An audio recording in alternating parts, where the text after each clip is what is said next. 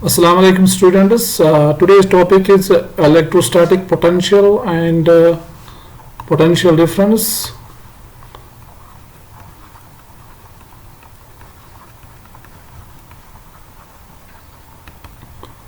तो इसमें क्या है कि if we have charges which are called as source charges and we know they create what we call as electric field, actually electrostatic field.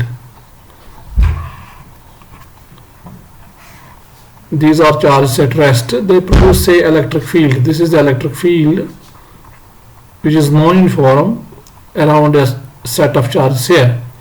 तो ये electrostatic field जो है वेक्टर फील्ड है, हमने बता दिया है पहले. तो अब इसके अलावा हम इन चार्जेस के इर्द गिर्द एक और फील्ड सोच सकते हैं जिसको हम एक स्केलर फील्ड होगा, जिसको हम इलेक्ट्रोस्टैटिक पोटेंशियल के नाम से जान सकते हैं. तो हम कह सकते हैं इन चार्जेस के इर्द गिर्द एक फील्ड है जो वेक्टर फील्ड है, जिसका नाम इलेक्ट्रिक फील्ड है और इलेक्ट्रोस्टैटिक फील्ड है. और हम ये भी सोच सकते हैं इन चार्जों के आसपास एक और फील्ड है जो स्केलर फील्ड है, जिसे हम इलेक्ट्रोस्टैटिक पोटेंशियल के नाम से जानते हैं. अब ये इलेक्ट्रोस्टैटिक पोटेंशियल और पोटेंशियल डिफरेंस जो है, इसको हम कैसे डिफाइन करते हैं? इसके दो तरीके हैं. एक है एक फिजिकल मेथड और दूसरा है मैथमेटिकल मेथड. फिजिकल मेथड में हम ऐसे कहते हैं कि अगर हमारे पास दो पॉइंट्स हैं, पहले हम पोटेंशियल डिफरेंस को डिफाइन करेंगे. अगर हमारे पास दो पॉइंट्स हैं, say I have two points, now I will change the colour here. I have two points A and B. So ये पॉइंट ए है और ये पॉइंट बी के है. If we go from A to B along this direction, so हम एक charge को ए से बी तक लेंगे. इनफैक्ट हम एक चार्ज को हम ए से बी तक लेंगे. यहां पे हमारा एक चार्ज है, तो यहां पे हमारा एक चार्ज है, ये आप हमारा चार्ज है यहां पे. तो इस चार्ज को हम ए से बी तक लेते हैं, बट कैसे लेते हैं? Without acceleration, keeping it always in equilibrium, यानी छोटे छोटे स्टेप्स में लेते हैं. उन्हीं में से एक छोटा सा स्टेप है डिस्प्लेसमेंट डीएल. ऐसे ऐसे डीएल करके हमको ए से बी तक लेते हैं. ऐसे लेते हैं कि हर जगह ये इक्विलिब्रियम में है. इक्विलिब्रियम में मतलब ये है कि नेट फोर्स जो है वो जीरो है. नेट फोर्स जीरो हम कैसे बनाते हैं? क्योंकि इस चार्ज पे इलेक्ट्रोस्टैटिक फोर्स होगा. अगर इस पॉइंट पे इलेक्ट्रिक फील्ड इस तरफ है तो इलेक्ट्रिक फोर्स भी इस तरफ होगा. तो एक्सटर्नल एजेंट क्या करता है? वो इसके अगेंस्ट में फोर्स अप्लाई करता है. This is the external force, F external. तो ये दो नेट फोर्स जीरो होता है और हम एक छोटा सा डिस्प्लेसमेंट देते हैं, इनफिनिटेसिमल डिस्प्लेसमेंट. तो ऐसे छोटे छोटे डिस्प्लेसमेंट्स करके हम इसको ए से बी तक लेते हैं, keeping it always in equilibrium, that is moving it without acceleration. तो वो जब हम करते हैं तो हमें पता चलता है कि potential difference between A and B जो है, जिसको हम डिफाइन करेंगे, बोलेंगे V B minus V A is potential difference between A and B. B is the final point, A is the initial point. It is equal to negative of line integral of electrostatic field. So we take line integral of electrostatic field, जो ये electric field यहां पे है, E dot dl अगर हम करेंगे, यानी इस पॉइंट पे E डॉट dl, इस पॉइंट पे E इस तरफ है, से this is E, this is dl, तो हो गया E डॉट dl. फिर दूसरा E डॉट dl, यहां का E डॉट dl, तो वही आपस में इंटीग्रेट करेंगे हम A से B तक. उसका जो नेगेटिव है वही आपका पोटेंशियल डिफरेंस है. So potential difference between two points A and B, VB minus VA equals negative of line integral of electrostatic field between those two points. और अगर हम बोलेंगे what is the potential at point B, at a particular point P, और P यहाँ पर point P है, तो इस पॉइंट P पर पोटेंशियल कितना है, ये हमारा पॉइंट। तो उसके लिए हम क्या करते हैं, हमें लेना है कोई रेफरेंस पॉइंट जहां पर हम पोटेंशियल इन्फिनिटी लेंगे। तो इसके लिए कन्वीनियंट मेथड जो यहाँ पे है, हम लेते हैं इन्फिनिटी को रेफरेंस पॉइंट। सो इन्फिनिटी जो रेफरेंस पॉइंट है, वहां पोटेंशियल जो है, वहां पोटेंशियल हम 0 लेते हैं। तो ए को मैं शिफ्ट करता हूं इन्फिनिटी पर, so V A is equal to 0। So what becomes, if A moves to infinity where potential is taken as 0, then what is potential at B or any point of B नहीं, B के बल एक any point P है, what is potential at P? P is equal to minus line integral from infinity to point not B, अब कोई भी point P है, E dot dl। ये दो जो है ये हमें देते हैं mathematical definition of electric field and electric potential, electrostatic field, electrostatic potential and electrostatic potential difference. So this is of potential difference between two points, ये जो है, and this is electrostatic potential at a point. So electrostatic potential difference between two pointers is negative of line integral of electrostatic field between those two points. And electrostatic potential at a point P equals negative of line integral of electrostatic field from infinity to that point. So these are mathematical definitions. These are abstract definitions. Now we can come to the physical definition. तो जब हम E dot dl evaluate करते हैं और इसमें डालते हैं, what we get is we get the physical definitions. So physical definitions हमारी ऐसी बनती हैं, हम ऐसे देखते हैं, अगर हम A से B तक जाएंगे, ये जो एक्सटर्नल एजेंट है, ये जो फोर्स है एक्सटर्नल एजेंट का F external, it displaces the body, it is discharged through a displacement dl, so it does work. So F external into dot dl will give the work done for small displacement dl. इसी तरह से हम पूरा A से B तक इसको छोटे छोटे एलिमेंट्स में डिवाइड करके निकाल सकते हैं, टोटल वर्क जो है वो कितना है। So we get alternative definition in terms of work done, और वो हमारी definition ये है कि VB minus VA, potential difference between two points is equal to work done in moving the charge between those two points, work done in moving the charge from A to B divided by charge Q, जिस charge को हम move कर रहे हैं। So potential difference between two points equals negative of work done per unit charge, work done in moving a unit charge, work done in moving a unit charge between those two points, always keeping it in equilibrium. ये इसमें important है, जब हम work करेंगे तो उसके लिए हम फोर्स अप्लाई करेंगे, हमारा फोर्स एक्सेलरेशन पैदा नहीं करना चाहिए, हमें उतना ही फोर्स अप्लाई करना है जितना हमारा इलेक्ट्रिक फोर्स है, ताकि नेट फोर्स 0 हो और ताकि जो हमारी एक्सेलरेशन है वहां पे ना हो जाए। सो ये हम इसको मूव करेंगे keeping it always in equilibrium, जिसको हम कहते हैं quasi static motion जैसी। So what is the potential at any point P in this case? So Vp किसके बराबर होगा?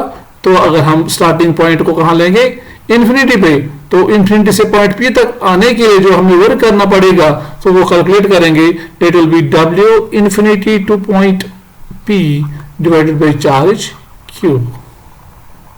So electrostatic potential at any point is equal to work done in moving a unit charge, in fact work done in moving a unit positive charge from infinity to the point, always keeping it in equilibrium. तो ये जो दो definitions हैं, these are physical definitions. क्यों? क्योंकि इनमें work है, and work is a physical quantity. और यहाँ पर लाइन इंटीग्रल है, line integral is a mathematical concept, that is why it's called as mathematical definition and this is the physical definition. Usually जब हम लिखते हैं, यूजुअली तो हम क्या करते हैं, कि हम VP खाली लिखते हैं, और हमें पता और, तो हम लिखते हैं V instead of Vp, we write V is the potential at a point, तो P लिखने की जरूरत नहीं है, and then we write W, we know this is a work done from infinity to point B. We don't write infinity and P. It is understood. Divided by charge. So this is convenient way of writing. But we know, हमें पता है कि जो V है it's potential at a particular point, say P, and ये जो work है it is work done in moving the charge from infinity to the point without acceleration, keeping it always in equilibrium, divided by charge. So from this, what is a unit of electrostatic potential or potential difference? It is work, unit of work, that is joule, divided by unit of charge, which is coulomb. So it is joule per coulomb, and that is called as volt, and we give it symbol V. So 1 volt is equal to 1 joule per coulomb. So let us now move and let us add another page here, and we'll talk about here conservative nature of electrostatic field. मैंने इससे पहले जो MCQ डाले थे उसमें एक question था इस पे, तो वहाँ शायद ना समझ आया हो, तो यहाँ पे आपको समझ आएगा। तो इलेक्ट्रोस्टैटिक फील्ड जो है वो कंजर्वेटिव फील्ड है, हम कहते हैं उसका नेचर जो है कंजर्वेटिव है। मतलब क्या है उसका, तो हमने यहाँ दिखाया अभी कि जो VB माइनस VA जो है वो किसके बराबर है, हमने लिखा, वो हमने दिखाया, हमने देखा वो है E dot DL from A to B, जिसका मतलब है कि जो E डॉट DL है between points A and B, that is equal to negative of VB minus VA, which is same as VA minus VB. अगर यहाँ कहीं पर सोर्स चार्जेस हैं तो फील्ड पैदा कर रहे हैं, यहाँ सराउंडिंग रीजन में फील्ड है हर किसी पॉइंट पे, से मैं कुछ लाइनें डालता हूँ, तो यहाँ पे फील्ड लाइन हम दिखा रहे हैं, तो यहाँ पे फील्ड उन्होंने क्रिएट किया।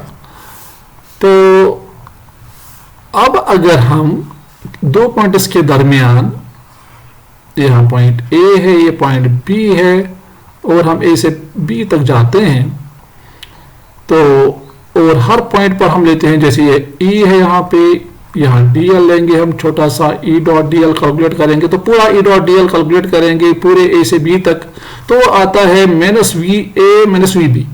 What is VA? VA is potential at electrostatic potential, short में electric potential at point A.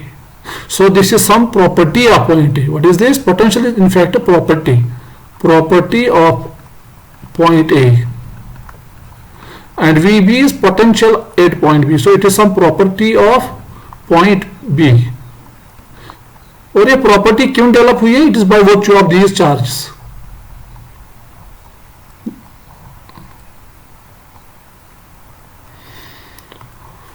So मोहित हमें अब ये कहना है यहाँ पे, जो हमारा हमें कंजर्वेटिव नेचर जो हमें दिखाना है, अब मतलब पॉइंट ये है E डॉट DL अगर हम A से B तक कैलकुलेट करना है, वो किसके बराबर आ गया? VA minus VB।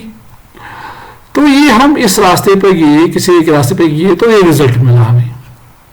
अब अगर हम डिफरेंट पाथ चुनते हैं, say I go from A to B along this path, what result I will get? और I go from A to B along this path. So this is path 1, this is path 2, this is path 3. So this was E dot DL from A to B along path 1. We got this result. Now if I take path 2, what will be the result? The result is same. The important thing is if we do it for any path, so E dot DL between points A and B,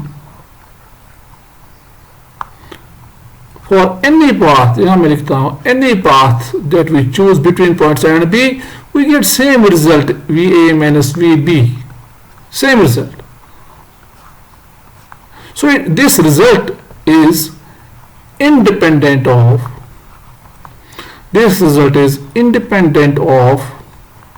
path chosen. and it depends on जो result है E dot dl between points A and B depends only on endpoints, depends only on endpoints. Here in this example A and B. तो ऐसा vector field जिसका line integral जो है between two points वो path पे depend नहीं करता है बल्कि एंड पॉइंट्स पे डिपेंड करता है. कोई भी vector field whose line integral between two points is path independent and depends only on the end points is called as a conservative field. So this is the property of, ये जो बातें हमने देखी कि जो लाइन इंटीग्रल है electric field का, ए का जो लाइन इंटीग्रल है जो ये मिला आपको, तो ये इंडिपेंडेंट है पाथ के, पाथ पे डिपेंड नहीं करता. किसी भी पाथ पे जाके आप सेम रिजल्ट मिलेगा और ये सिर्फ एंड पॉइंट्स पे डिपेंड करता है. तो ऐसे फील्ड को हम कहते हैं, ऐसे फील्ड को हम कहते हैं conservative field. So if the line integral of any field between two points is path independent and depends only on the end point, is such a field is called as conservative field. So we got electric field is a conservative field. दूसरे तरीके से भी हम दिखा सकते हैं conservative field, that will be addition to it. So let me add another page here. So if I now take again I have source charges here, they have created electric field in the surrounding region, surrounding space, and I take a closed path,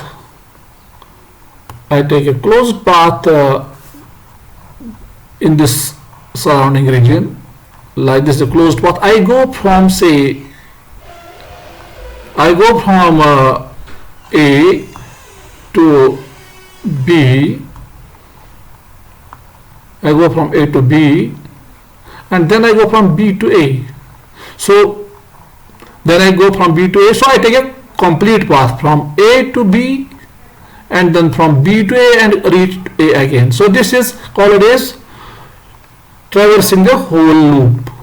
So if I calculate now E dot dl for the complete loop, which we show like this, for a closed curve, you starting point and the end point are same. What we'll get? Now this is mathematically equal to line integral of E, so E dot dl from A to B plus line integral of electric field from B to A. तो पूरा loop ट्रेवर्स करने का मतलब है from A to B and from B to A. Now we already know what is this equal to. E dot dl between A and B, it is VA minus VB.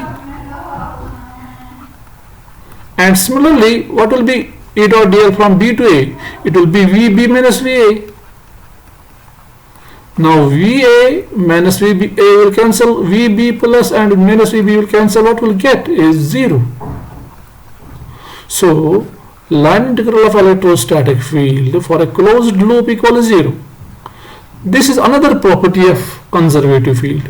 What we know is, if the line integral of vector field for a closed curve is 0, such a field is called as conservative field. Since line integral of electric field for a closed curve is 0, therefore electric field must be a conservative field. So this is what we understand by conservative nature of electric field. दो बातें हैं. If we take line integral of electric field between two points, it is path independent. If we take line integral of electric field for a closed path, it is 0. These are the properties of a conservative field. Hence, our electric field is a conservative field. Thank you.